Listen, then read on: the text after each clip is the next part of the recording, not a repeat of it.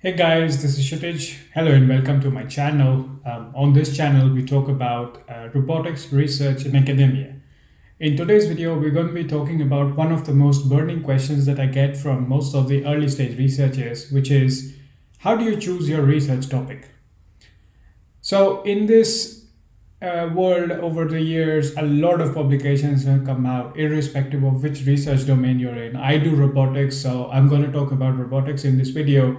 And a lot of people have done a lot of things. So it's like trying to find a needle in a haystack, right? So there are so many things, so many people have done. What is it that you do, and which of these things is something you should pursue? So this is something you have to break it down and divide and conquer. The number one step that you have to do is to identify which is your area of interest first, right? So there would be certain aspects of the topic that you're interested in. So for instance, I was interested in mobile robotics. I was not interested in manipulators, fixed robotics, humanoids, or any other kind of robotics. I was interested only in mobile robotics. By that, some people also consider humanoids as mobile robots too because they can move, sure. But I was interested in things like ground robots, UAVs like drones and fixed wing robots, marine robots to a certain extent, but that narrows down your focus group to quite a small number of people because that requires a different skill set altogether, right?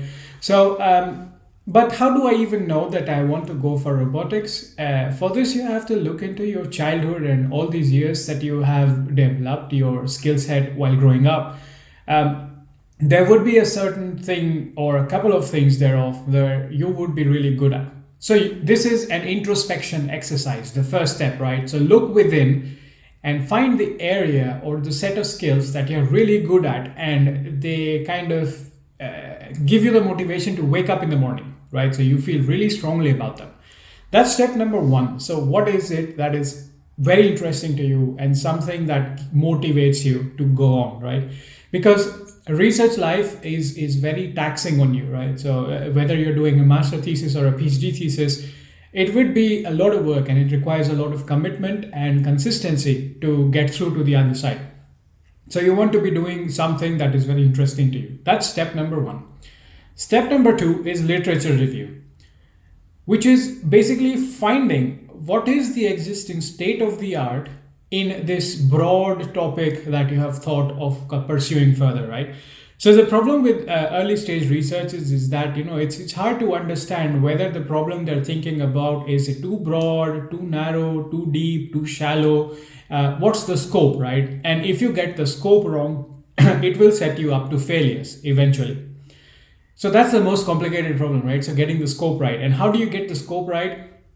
Well, you could talk to your seniors, you could talk to your supervisors, you could talk to your peers, but you could also do an exercise by yourself, which is literature review. That is going to be your best friend, and it's a skill set that you should have from the very early days of your research. So look up the literature, and we have a video already. The link will be up in the I button, which kind of tells you how to look up the most recent papers in the topic of interest, whichever it is that you're researching for. Look up the papers in the past like 5 to 7 years and identify some of the problems in that broad topic of interest that people have attempted to solve and how far they have gotten into solving them. Right, so you're kind of trying to get the lay of the land of what has been done, what has been kind of left out as an open challenge, because that is very important for you to understand. There would be n number of problems around you. You just have to go look out for them and you'll stumble upon a problem. The problem is you're not there to solve anything and everything. You don't have the time, you don't have the resources. So you have to be very careful in balancing your interest with what you want to solve and getting a good research topic, right, for your degree. So you want to find kind of like a match between your research interest and the kind of problems that are out there so that you can use your interest to solve a problem of relevance.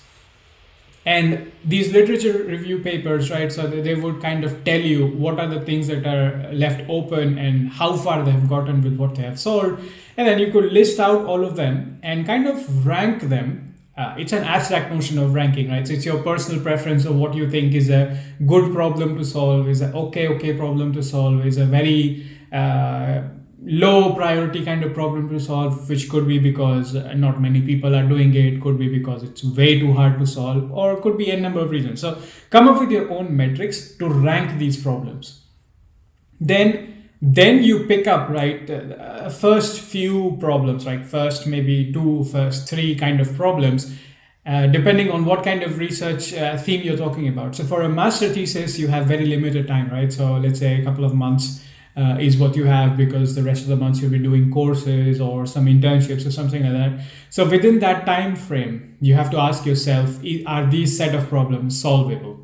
For the PhD, on the other hand, you have a couple of years. So you don't want a problem to be too small that you just solve in like a couple of publications and then you're counting stars. No, you don't want to be sitting and counting stars, right?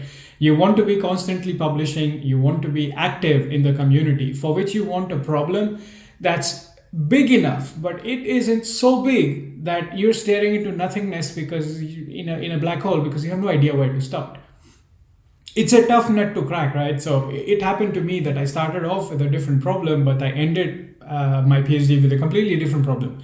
So it happens sometimes, at the end of the day, you're an early stage researcher, you're trying to kind of place your bets and find and pick your cards, so to say.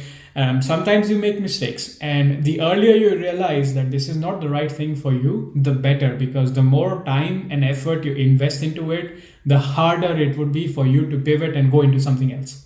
Right. So this is also something you need to keep in mind, right? It is not magic, and there is no golden rule of thumb where you throw into some numbers into an equation and you get a result on the other side.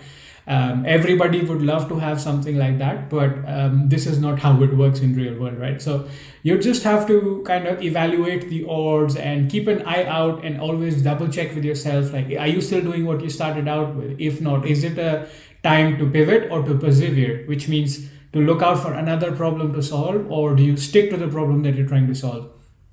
Sometimes, it has been the case where the students are stuck with solving a problem and it takes them years and months and let's just say a lot of time. And only then, when it's too late, they realize that they were banging their heads on something that wasn't even worth it at the end, right? So you don't want to compromise your degree just because you set out to solve the biggest problem in the world. But you want to find out that optimal balance between what is it that you want to do and what is it that you can do. So I hope to some extent this video gave you some triggers on balancing the odds and selecting the optimal research topic for your research.